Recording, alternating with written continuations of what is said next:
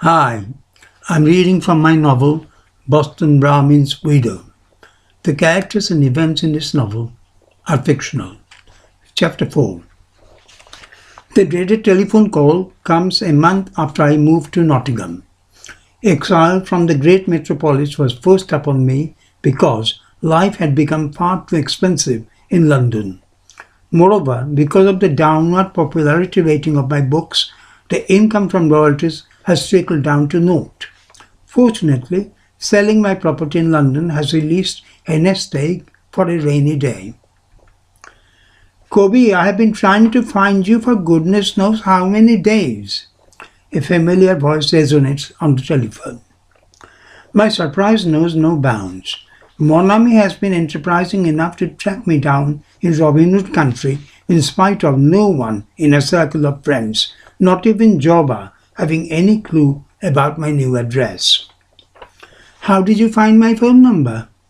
I pose the question when the initial shock subsides. Well, I visited your old place, but they had no idea about your whereabouts. The wisdom of the new owner of my London apartment deserves praise. And then I checked with directory inquiries. A famous person like you is always ex-directory. No, fear of mon ami hasn't induced me to go ex-directory, although that would be a valid enough reason. The frequent telephone calls I receive at all hours from people, goodness knows in which country, these days no one knows whether the flogger of West comes from Bombay or Birmingham, have forced me to try to remain incognito. Obviously, for an enterprising lady like mon ami, that's no barrier. So how did you get my telephone number? The internet, she smartly replies. Everything is there. Your address, telephone number, your pictures in various poses, the books you have written, the pictures of your friends. Oh, I am so upset not to find my picture among your friends. No hiding place for the wicked. I express my frustration with a dose of humor. Kobe, you are famous, mon ami babbles on. Having achieved what she wanted to, she is showing that feminine coyness which, paradoxically, both angers and amuses me. So what's your news? I show a modicum of civility. I'm extremely bored in London and seeking your company.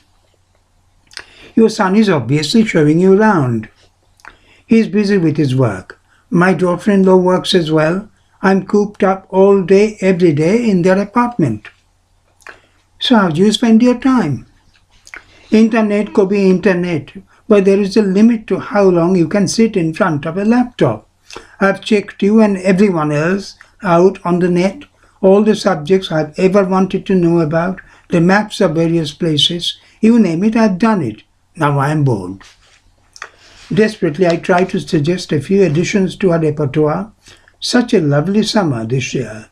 You can venture out for a stroll or a bus ride. Where are you staying? In Amersham. There are some nice walks around there. No, Kobe, I don't feel safe enough going on my own. Why don't you come to our place? You have promised to take me out.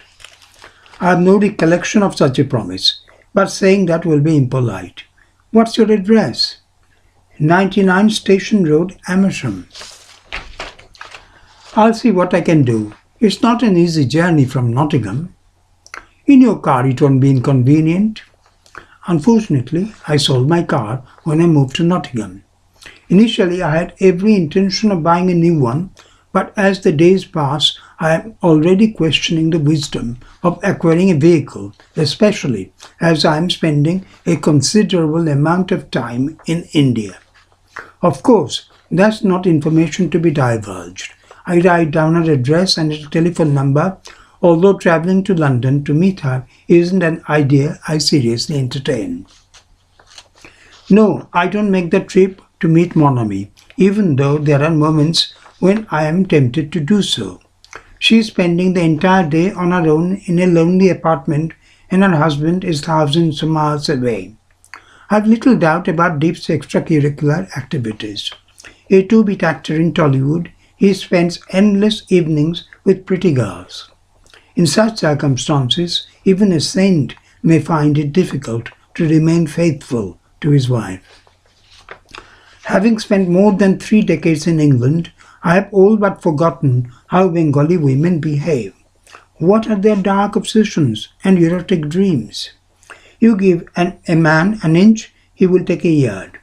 Thus goes the old adage. I have never had any problem in sensing an opportunity with a European woman, but with Mon Ami, it could be a wild goose chase. Someone like Jhinuk, who set her price at £50,000, is easier to fathom than Mon Ami, who is just dangling a carrot to measure how far I am prepared to run. A couple of weeks later, I received another call from her. Kobi, when are you going back to India? I haven't decided yet, I replied gingerly. Why don't you come with me? I shall be travelling on the 1st of September. We could sit next to each other and while away the time. Honestly, I fail to understand how a highly intelligent man like you can tolerate a boring journey of nearly 13 hours on your own. I don't rise to the bait and my voice betrays my lack of enthusiasm. Not sure I'll be able to make that date, but I'll check. You must come to see me in Amersham though. Giving up isn't a word that exists in Mon Ami's vocabulary. I will, I replied disingenuously. No, I have no intention of jumping into bed with her. The divorce laws in India are still far too backward for any sensible person to indulge in any kind of illegitimate fun with someone else's wife. Thank you.